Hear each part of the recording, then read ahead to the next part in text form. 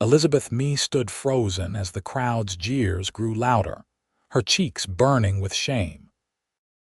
It was the spring of 1878 in Golden, Colorado, and what should have been a simple trip to purchase supplies had turned into a public humiliation that threatened to shatter what little remained of her already fragile reputation. "Look at the fancy Eastern lady with her worthless patents," shouted a burly miner, waving one of her carefully drawn invention sketches in the air. "Thinks she's gonna revolutionize mining with her lady ideas." Elizabeth clutched her leather portfolio tighter to her chest, her knuckles white with tension. 6 months ago, she had arrived in this frontier town with dreams of making her mark as an inventor, using her late father's engineering knowledge and her own innovative mind. Now she stood surrounded by mockery, her designs scattered across the muddy Main Street. At the edge of the gathering, Forrest Wayland observed the scene from beneath the brim of his worn Stetson. He had just ridden into Golden after 3 months on the cattle drive, looking forward to a quiet drink at the saloon before heading back to his modest ranch outside of town.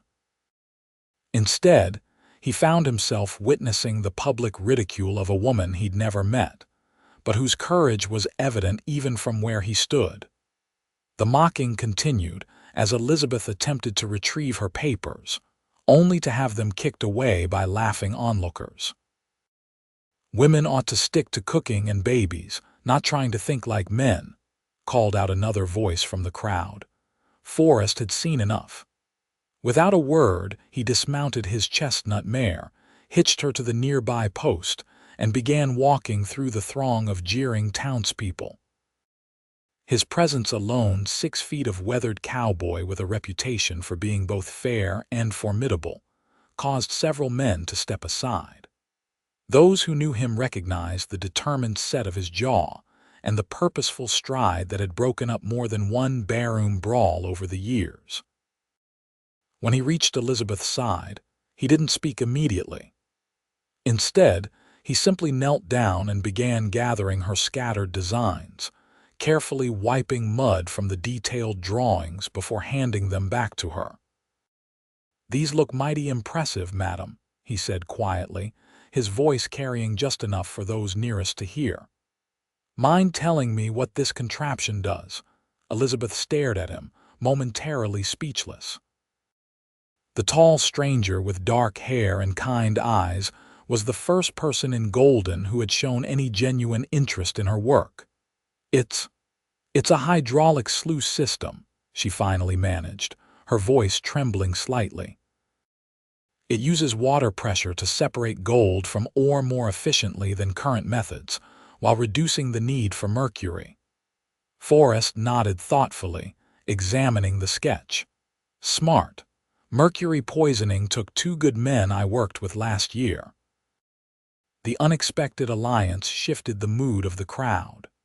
Some drifted away, suddenly finding other business to attend to, while others watched uncomfortably as Forrest continued to help Elizabeth collect her papers. "Wayland's gone soft for the crazy inventor woman," muttered someone in the dispersing crowd. "Show's over, gentlemen," Forrest called out, his voice level but carrying an unmistakable edge of warning. "Unless anyone else wants to share their engineering expertise." No one stepped forward. When the last of her papers were secured, Elizabeth turned to face her unexpected defender. "Thank you, Mr. Wayland." "Forrest Wayland," he replied, tipping his hat slightly. "And it's no trouble at all, miss." "Elizabeth Mae," she said, straightening her shoulders and meeting his gaze directly. "I appreciate your help, but I don't need charity or pity, Mr. Wayland." A hint of a smile touched his lips. "Good, because I'm offering neither. What I am interested in is seeing more of these designs, if you're willing. My ranch has been losing water from the creek that feeds our cattle, and that system you sketched might be modified to help with irrigation." Elizabeth studied him for a moment, searching for signs of mockery or deceit, but found only genuine interest in his weathered face. I suppose I could discuss it, she said cautiously. I have an office at the end of Cedar Street. It's not much, but perfect, Forrest replied. Tomorrow morning. I have some supplies to pick up first. Elizabeth nodded, still somewhat bewildered by the turn of events. Tomorrow morning would be acceptable. As Forrest walked her to the edge of the town square, away from any lingering onlookers, Elizabeth felt something she hadn't experienced since arriving in Golden, a small spark of hope, that perhaps her dreams weren't as impossible as the town had made them seem. What neither of them noticed was the scowling face of Victor Holloway, owner of the largest mining operation in the county, watching them from the doorway of the assayer's office. The man who had orchestrated the accidental public ridicule of Elizabeth Mae's work was not pleased to see his plan disrupted by the intervention of a simple cattle rancher. "Problems, sir?" asked his foreman, Harrison. "Nothing I can't handle," replied Holloway, stroking his manicured beard. "But keep an eye on Wayland, and find out everything you can about this arrangement he's making with the Mae woman." As Forrest returned to his horse, he glanced back once to see Elizabeth walking tall despite the whispers that followed her. Something about her determination struck a chord in him. Golden was a town built by risk-takers and dreamers, yet they were so quick to crush anyone who didn't fit their narrow view of who belonged. Especially a woman with ideas of her own. He hadn't planned on getting involved in town politics or making new acquaintances during this brief visit. But as he mounted his mare and headed toward the general store, Forrest found himself looking forward to tomorrow's meeting more than he would have expected.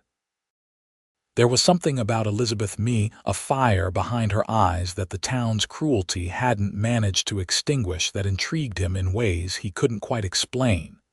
The next morning, Elizabeth rose early to prepare her workshop for her visitor. The small room at the back of Mrs. Wilson's boarding house was hardly an impressive office, but it was all she could afford after spending most of her inheritance on prototypes and materials. She cleared away half-finished models and organized her drawings, wondering if Mr. Wayland's interest had been genuine or merely a kind gesture to disperse the crowd. At precisely 9 o'clock, a knock sounded at her door. Elizabeth smoothed her simple blue dress, took a deep breath, and opened it to find Forrest Wayland standing there, hat in hand. He looked different today, cleaner, his dark hair neatly combed, jaw freshly shaved, though the small scar along his right cheekbone was more visible without yesterday's trail dust. "Good morning, Miss Mae," he said with a slight nod. "Mr. Wayland, please come in," Elizabeth replied, stepping aside to allow him entry. Forrest ducked slightly to enter the small room, his gaze immediately drawn to the workbench covered with drawings and small mechanical models. "This is quite impressive," he said, genuinely admiringly as he examined a working miniature of a water wheel system. "Did you build all these yourself?" "I did," Elizabeth confirmed, unable to keep the pride from her voice. "My father was an engineer back in Boston. He taught me everything he knew before he passed." Forrest nodded respectfully. "I'm sorry for your loss. He must have been a remarkable man to raise a daughter with such skills." "He was," Elizabeth said softly. "He believed women's minds were just as capable as men's, a rather unpopular opinion even in the East. And entirely blasphemous out here," Forrest added with a wry smile, "which explains yesterday's reception." Elizabeth's expression hardened slightly. That wasn't the first such incident, though it was certainly the most public. Forrest studied her for a moment. Golden can be a difficult place for new ideas. The town was built by prospectors and businessmen who think they've seen it all, but that doesn't excuse their behavior. Elizabeth appreciated that he didn't offer empty platitudes or suggest she should simply accept the town's treatment. Instead, He turned back to her designs, asking intelligent questions about her hydraulic system. For the next hour, they discussed potential modifications that might help with his ranch's irrigation problems. Elizabeth found herself impressed by his practical knowledge and quick understanding of her technical explanations. "You know more about engineering than most cowboys," she observed as she sketched a modified version of her system tailored to his description of the ranch's terrain. Forrest smiled slightly. "I wasn't always a rancher. Spent some time working on the Transcontinental Railroad after the war. Picked up a few things about water management and mechanics." "The war?" Elizabeth asked, suddenly realizing she knew very little about this man. A shadow seemed to pass over his face. "Union cavalry, but that's a lifetime ago now." Elizabeth recognized the tone her father had spoken the same way about his war experiences. Some doors were better left closed. "Well, your railroad experience might be why you can actually understand what I'm trying to accomplish," she said, changing the subject. "Most people here just see a woman with wild ideas." "Most people see what they expect to see," Forrest replied. "I learned long ago that expectations are often wrong." When they had finished discussing the irrigation system, Forrest surprised her with an invitation. "Miss Mae, I'd like you to come out to the ranch and see the land for yourself. Drawings and descriptions only go so far. If you're to design something that truly works, you should examine the creek and the terrain." Elizabeth hesitated. Visiting a single man's ranch alone would certainly add fuel to the town's gossip, potentially damaging her reputation further. Yet the professional opportunity was too important to dismiss. "I could come as early as tomorrow," she said, making a decision. "But I'll need to hire a buggy." "No need. I'll send my foreman's wife, Martha, to accompany you in my wagon," Forrest offered, understanding her concern. "She's been wanting to come to town anyway for supplies." Elizabeth smiled, relieved by his consideration. "That would be perfect, thank you." As Forrest prepared to leave, he paused at the door. "Miss Mae, I meant what I said about your designs. They're ingenious. Don't let this town convince you otherwise." After he departed, Elizabeth sat at her workbench, staring at the sketches they had created together. For the first time since arriving in Colorado, she felt a genuine connection with someone who saw her as more than an oddity or a threat to the established order. What she didn't know was that across town, Victor Holloway was already setting plans in motion that would threaten both her inventions and her budding friendship with the rancher. The following morning, Martha Wilson arrived in a well-maintained wagon to collect Elizabeth.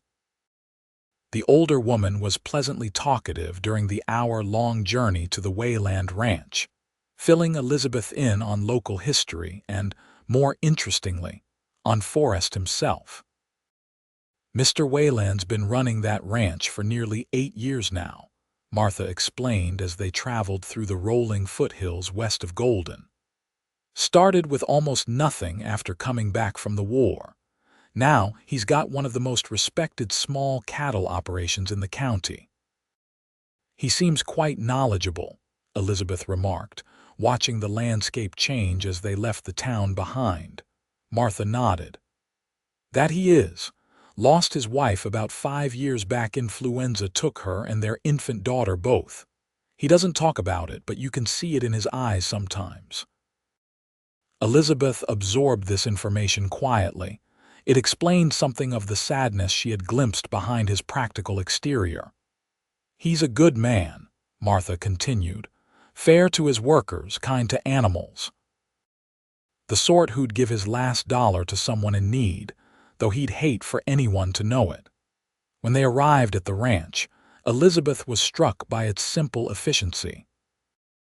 Unlike some of the ostentatious ranches owned by wealthy cattlemen, Wayland's operation was modest but well-maintained, with a sturdy main house, a bunkhouse for the handful of ranch hands, and well-built corrals and barns. Forrest himself came out to greet them, helping Elizabeth down from the wagon. "Welcome to Willow Creek Ranch, Miss Mae," he said, gesturing toward the property. "It's not much, but it's home." "It's lovely," Elizabeth replied sincerely, appreciating the careful planning evident in the layout. Martha excused herself to visit with her husband, leaving Elizabeth and Forrest to discuss business.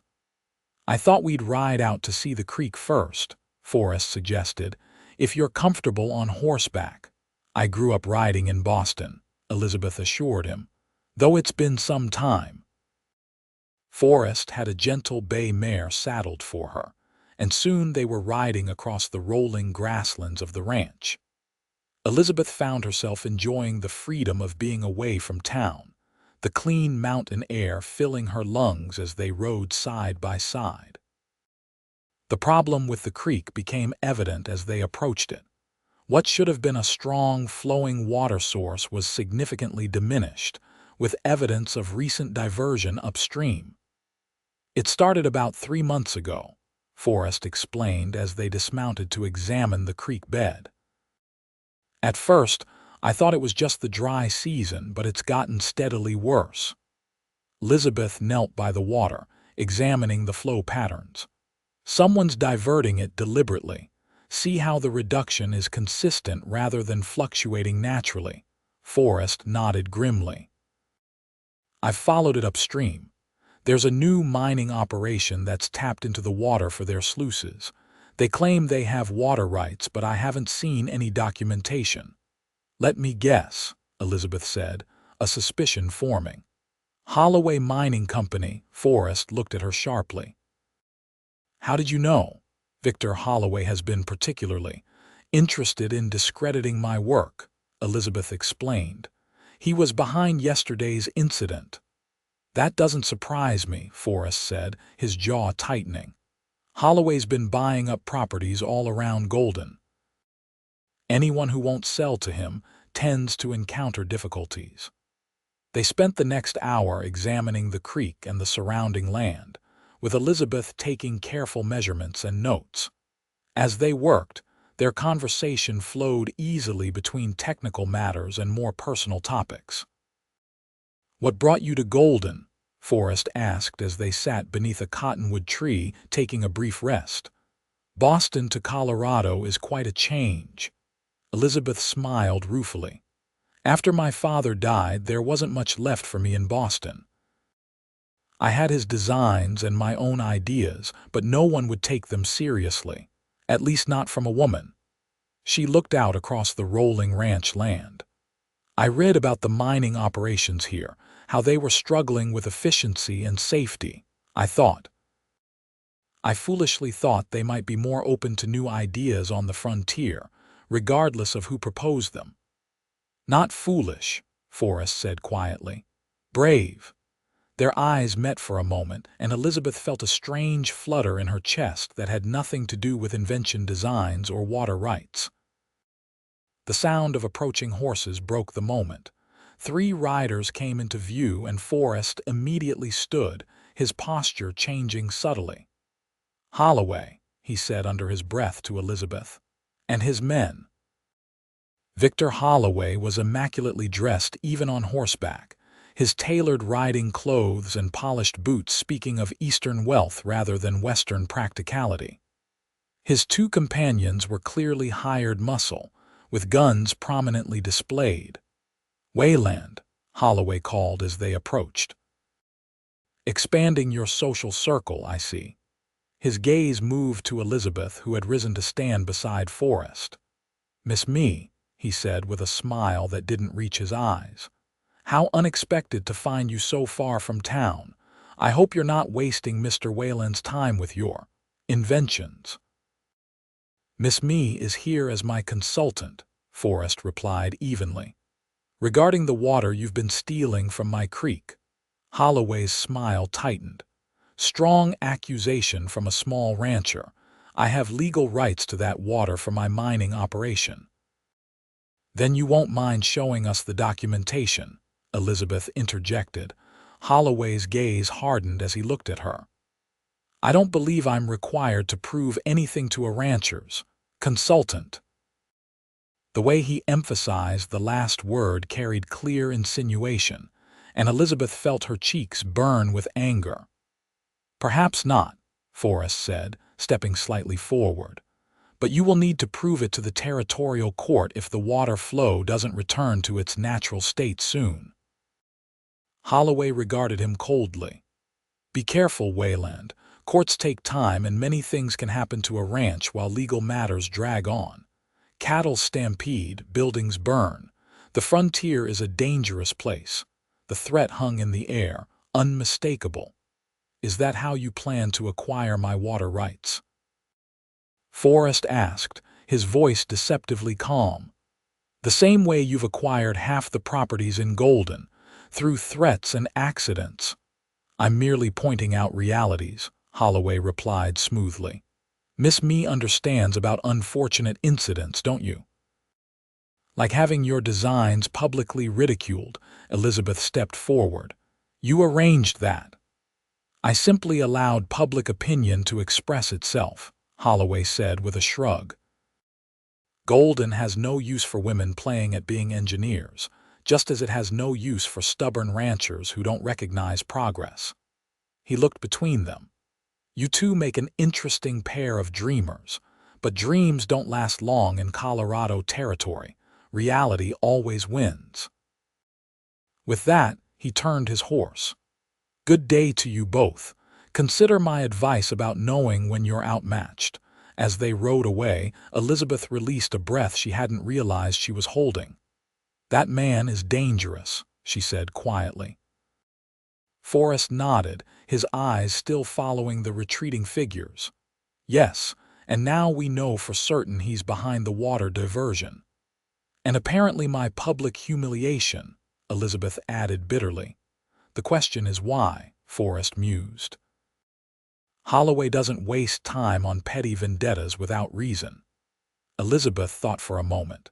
My hydraulic system. If it works the way I've designed, it would significantly reduce water usage in mining operations while increasing gold yield. Understanding dawned on Forrest's face. Which would undermine his claim to need so much water and potentially give smaller mining operations an advantage against his monopoly. Exactly, Elizabeth confirmed. He's not worried about me because I'm a woman with ideas. He's worried because my ideas threaten his control. As they rode back to the ranch house, a new determination formed between them. Elizabeth's irrigation solution for the ranch would have to wait. They had a more immediate problem to solve first. Over the next few weeks, Elizabeth and Forrest fell into a pattern of collaboration. She divided her time between her workshop in town and visits to the ranch, always accompanied by Martha to maintain propriety. Together, they developed a two-pronged approach. Elizabeth refined her hydraulic system to prove its efficiency, while Forrest gathered evidence of Holloway's illegal water diversion. The more time they spent together, the more their professional partnership deepened into something neither had anticipated. Elizabeth found herself looking forward to their meetings not just for the intellectual stimulation, but for Forrest's quiet companionship. His calm confidence in her abilities helped restore the self-assurance that Golden's ridicule had begun to erode. For Forrest, Elizabeth's presence brought a vitality to his life that had been missing since losing his wife and child. Her determination and brilliant mind challenged him, while her courage in the face of the town's derision earned his deepest respect. One evening in late May, they were working late in the ranch house's study, surrounded by maps and legal documents. Martha had retired to the foreman's cabin, leaving them alone with the propriety of work as their chaperone.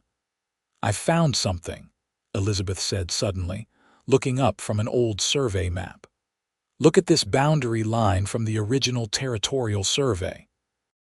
Forrest moved to stand behind her chair, leaning over to see where she was pointing. The closeness sent an unexpected warmth through Elizabeth. Holloway's mining claim overlaps with public land, she continued, trying to focus on the map rather than his proximity. He's not just stealing water, he's mining illegally outside his claim. This could be the leverage we need, Forrest said, his voice close to her ear. If we can prove both violations, even Holloway's money won't protect him. Elizabeth turned her head slightly, suddenly finding herself mere inches from Forrest's face. For a moment, neither moved, the air between them charged with unspoken feelings. "Elizabeth," he said softly, using her first name for the first time. A sound from outside broke the moment, a ranch hand returning late from town. Forrest straightened quickly, clearing his throat as he moved back to his side of the desk. "We should have enough evidence now," he said, his voice deliberately professional. "I'll ride to Denver tomorrow to speak with the territorial authorities." Elizabeth nodded, her heart still racing from the almost moment they'd shared. "I should return to town as well. I need to complete the working model of the hydraulic system." They carefully maintained their distance for the remainder of the evening. But something had shifted between them, a recognition of feelings that could no longer be easily dismissed as merely friendship or professional regard. The following morning, before Forrest departed for Denver, he sought out Elizabeth as she prepared to return to Golden with Martha. "Be careful in town," he warned her. "Holloway has eyes everywhere, and if he suspects what we're doing—" "I can take care of myself," Elizabeth assured him, though she appreciated his concern. "I know you can," Forrest replied with a small smile. "Still, send word if anything seems amiss. I should be back in 3 days." As he helped her into the wagon, their hands touched briefly, and that same current passed between them. Elizabeth found herself wishing they were alone so they might finally address what was growing between them. But Martha's presence and the urgency of their mission against Holloway kept such personal matters at bay. In town, Elizabeth threw herself into completing her prototype with renewed vigor. If Forrest could secure legal intervention based on the survey maps, her working hydraulic system would provide the final evidence they needed of a viable alternative that would invalidate Holloway's excessive water claims. On the second day after Forrest's departure, Elizabeth was so engrossed in her work that she barely registered the knock at her workshop door until it grew insistent. Opening it, she found Harrison, Holloway's foreman, standing there with 2 other men. "Miss Mae," he said with a thin smile. "Mr. Holloway requests your presence at his office immediately." Elizabeth's pulse quickened. "I'm rather busy at the moment. Perhaps tomorrow." "It wasn't a request so much as a requirement," Harrison interrupted, pushing the door wider. "He's very interested in discussing your partnership with Wayland." The threat was implicit. Elizabeth glanced back at her nearly completed prototype, knowing she couldn't leave it unattended with Holloway's men present. "I'll need to secure my workshop first," she said firmly. Harrison nodded to his companions. "We'll wait inside." "To help you." With little choice, Elizabeth carefully covered her prototype and gathered the most crucial designs, tucking them into a hidden pocket in her skirt. Whatever Holloway wanted, she wouldn't leave her life's work vulnerable to sabotage. The men escorted her through town to Holloway Mining Company's impressive headquarters. Several townspeople watched curiously as she was led inside, but no one intervened. Holloway was waiting in his opulent office, looking every bit the successful businessman in his tailored suit. He gestured for Elizabeth to sit while dismissing his men with a wave. "Miss Mae," he began once they were alone, "I think it's time we had a frank discussion about your future in Golden."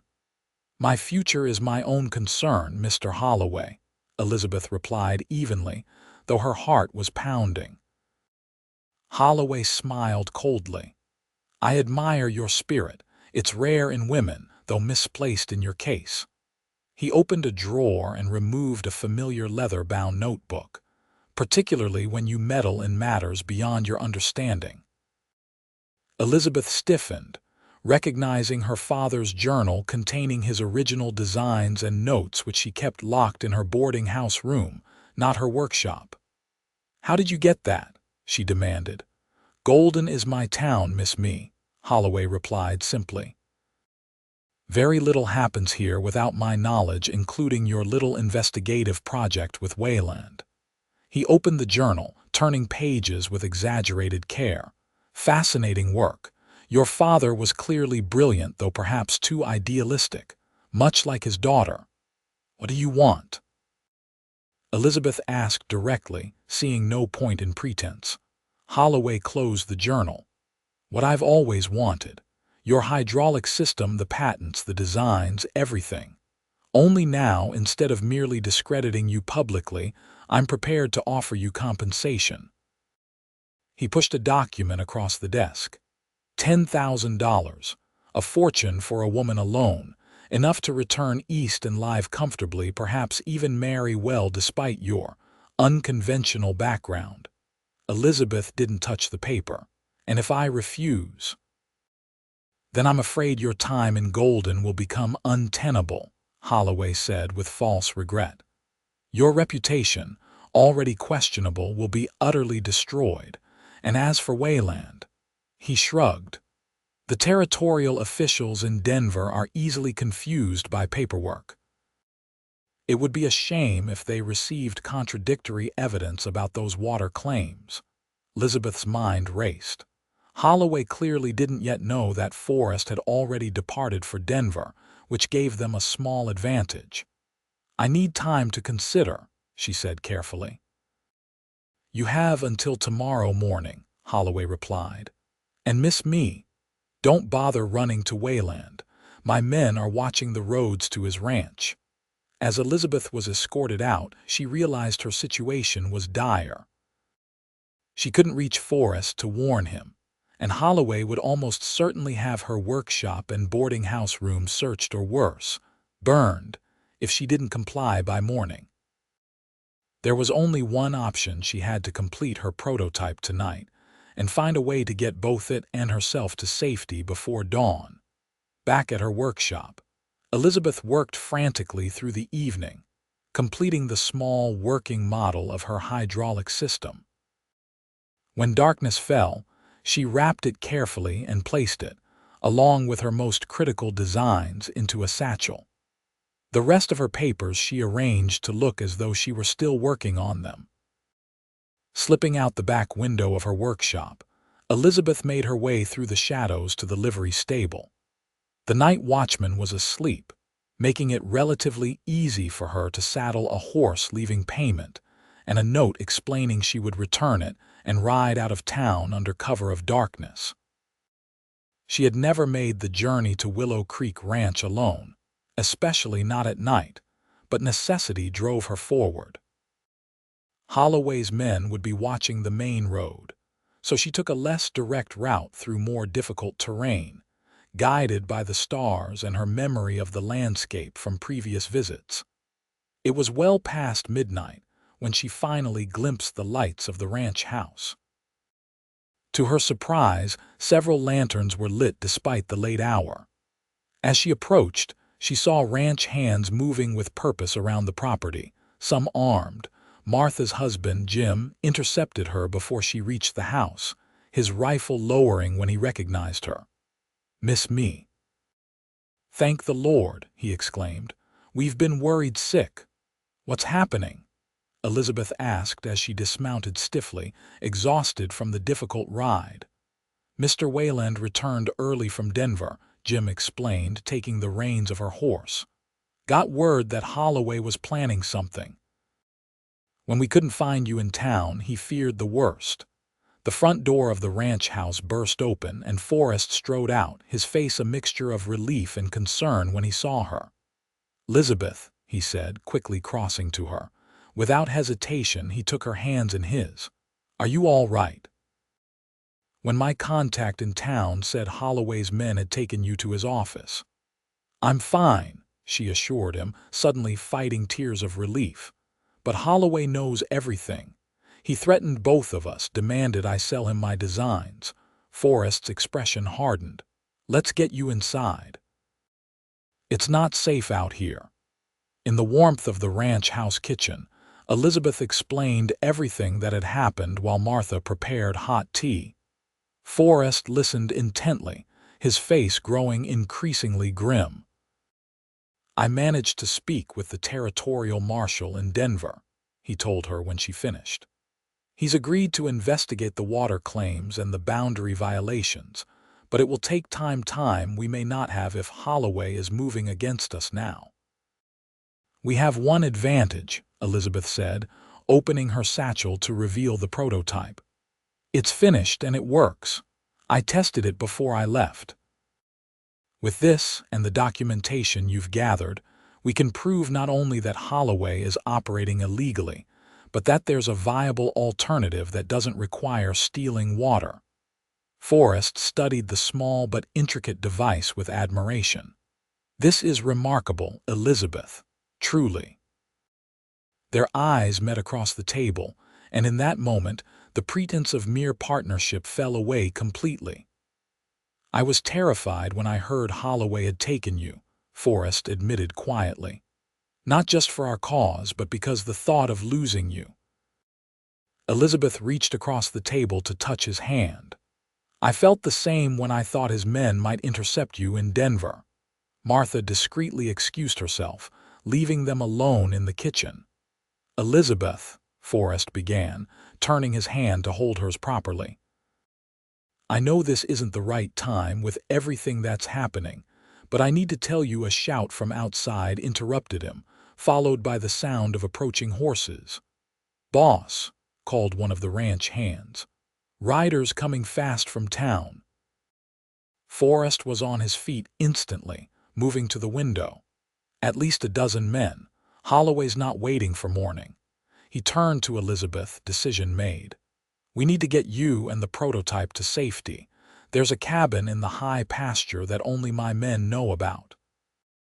If we can hold them off here long enough, you can reach it before dawn." "I won't leave you to face them alone," Elizabeth protested. "You must," Forrest insisted. "What you've created is too important, and if anything happened to you—" He paused, then continued with quiet intensity. "Elizabeth, I love you. I think I have since the moment I saw you standing alone against that crowd. But right now, I need you to be safe." Before she could respond, he pulled her close and kissed her, a brief but passionate declaration of everything they hadn't said over the past weeks. Then he pressed his spare revolver into her hand. "Jim will take you to the cabin. Stay there until I come for you or send word." Everything happened quickly after that. Jim led Elizabeth out the back door to where fresh horses waited. As they rode away from the ranch house toward the distant hills, she heard the first shouts of confrontation behind them. The cabin was well hidden in a small valley high above the main ranch, with good visibility of the approaches and a small spring for water. Elizabeth paced anxiously after Jim left her there with supplies and instructions to stay hidden. "Mr. Wayland knows what he's doing, Miss Mae," Jim had assured her before departing. "He's faced worse than Holloway and come through." Alone in the cabin, Elizabeth found herself unable to simply wait. Using the materials she had brought and some tools stored in the cabin, she continued refining her prototype, making small improvements that might prove crucial when they presented it to the authorities. Hours passed with no word from the ranch below. As dawn broke, Elizabeth stepped outside, scanning the landscape for any sign of movement. The ranch buildings were just visible in the distance, but she could see no activity, neither Holloway's men nor Forrest's. By mid-morning, her worry had become unbearable. Taking the revolver Forrest had given her, Elizabeth decided to make her way carefully down the hillside to a better vantage point. She had barely gone 100 yards when she spotted a lone rider approaching from below Forrest, moving slowly but steadily up the trail.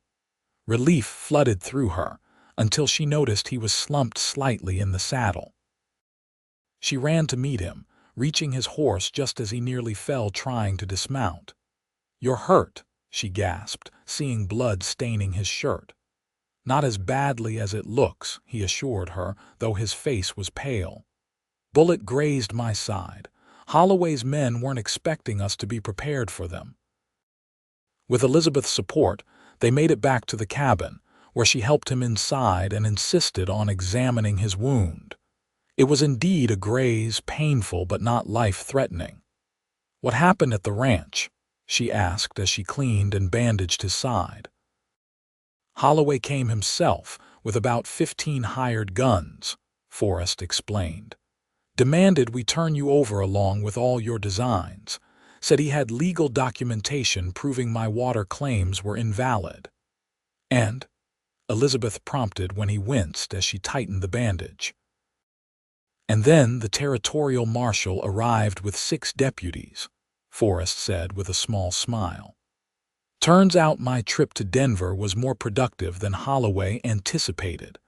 The marshal had a warrant to inspect Holloway's mining operation based on the evidence we gathered."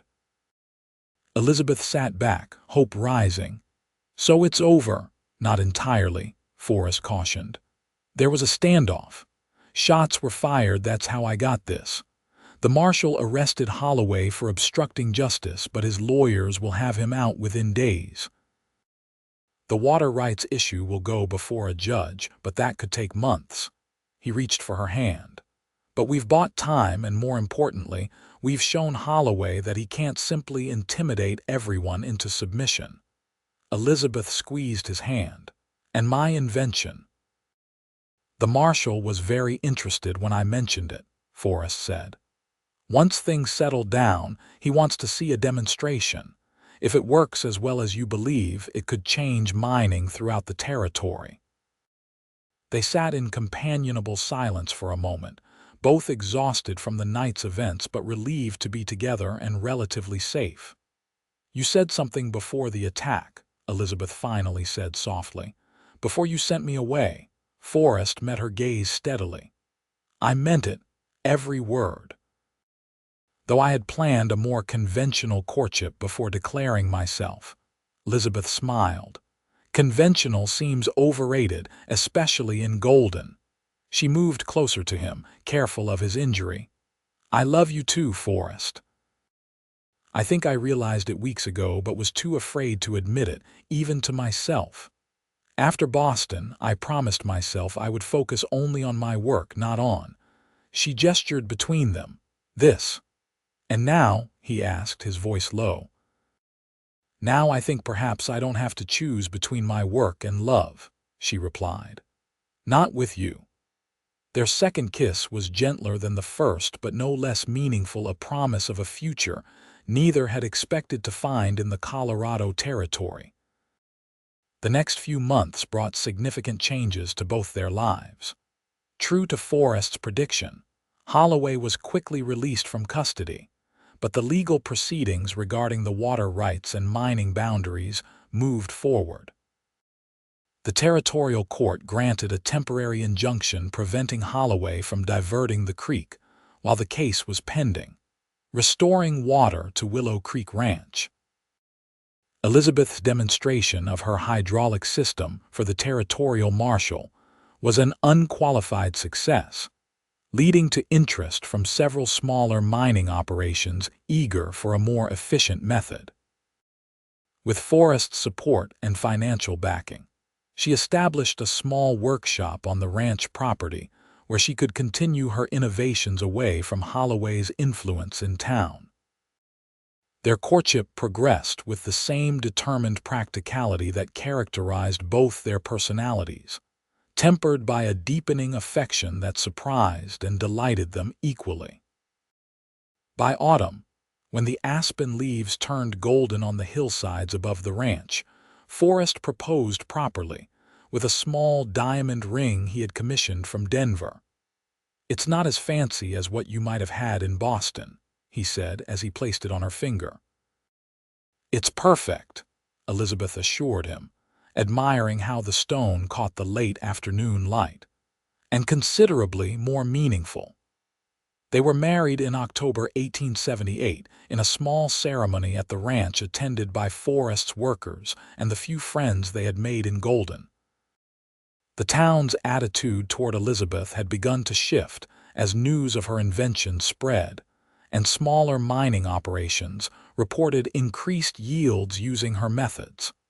Victor Holloway remained a threat, but a diminished one.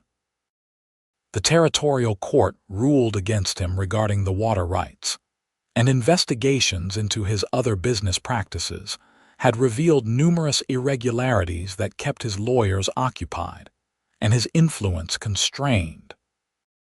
By the following spring, Elizabeth and Forrest had established a new routine at Willow Creek Ranch. She divided her time between improving the ranch's operations with her mechanical knowledge and developing new inventions, while he managed the growing cattle business. Together, they created an operation that combined traditional ranching with innovative approaches, drawing visitors from as far away as San Francisco interested in their methods. Elizabeth's workshop became a place of pride for both of them, a large, well-lit building near the main house where she could work comfortably through all seasons. Forrest often joined her there in the evenings, discussing ideas or simply enjoying her company while she worked. It was in that workshop, as summer approached again, that Elizabeth shared news that would change their lives once more. "I've been calculating some figures," she said one evening as Forrest examined her latest design for an improved windmill. "For the new irrigation system?" he asked, looking up from the drawings. "No," she replied with a small smile. "For how to rearrange the second bedroom in the house into a nursery. My calculations suggest we'll need it in about 7 months. Forrest stared at her for a moment before understanding dawned. "Elizabeth, are you saying?" She nodded, her eyes bright with emotion. "We're going to have a child, Forrest." His reaction was everything she could have hoped for, joy and wonder and love all mingled together as he carefully gathered her into his arms. "A child," he whispered against her hair. "Our child." There was a hint of remembered pain in his voice, the family he had lost before, still a shadow in his heart, but overwhelming. It was a new hope for the future they would build together. Their son, James Thomas Wayland, was born in January 1880, a healthy, strong boy with his mother's intelligent eyes and his father's determined chin. Elizabeth recovered quickly from the birth, and by spring was back in her workshop, though now a cradle occupied one corner where the baby could sleep while she worked.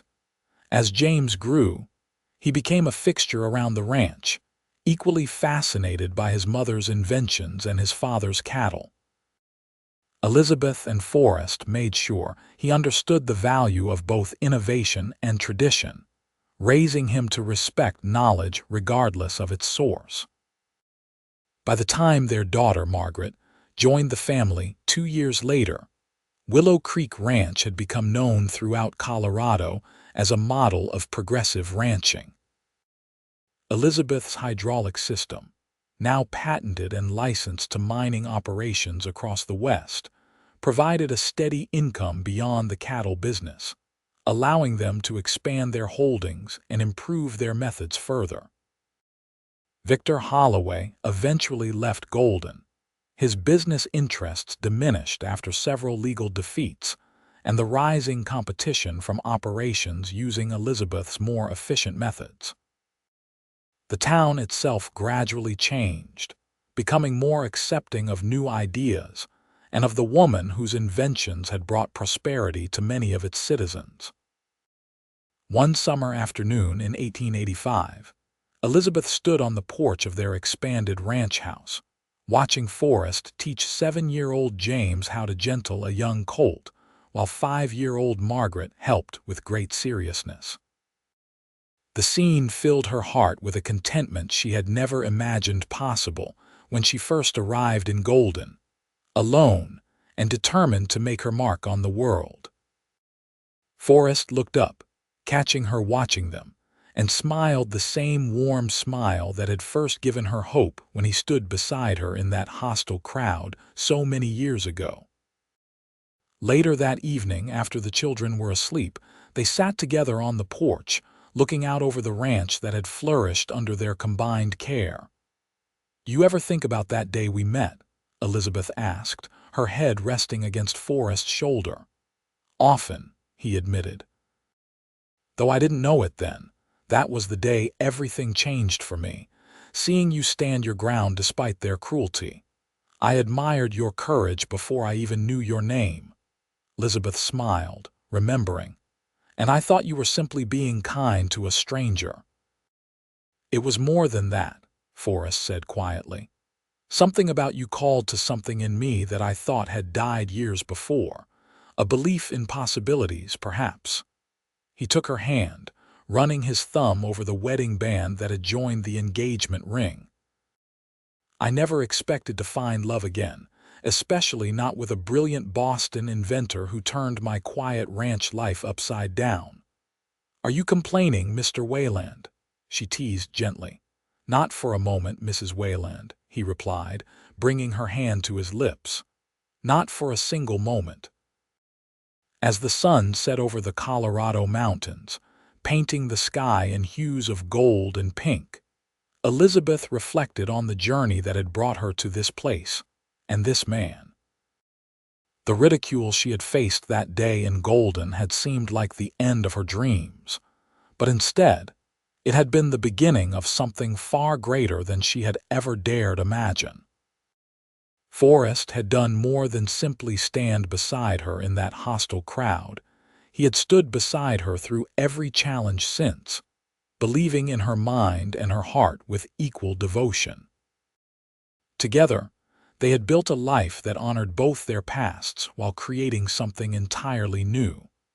A family and a legacy that combined the best of both their worlds. And it had all begun with a simple act of courage, a cowboy walking through a crowd to stand beside a woman who refused to be silenced, changing both their lives forever.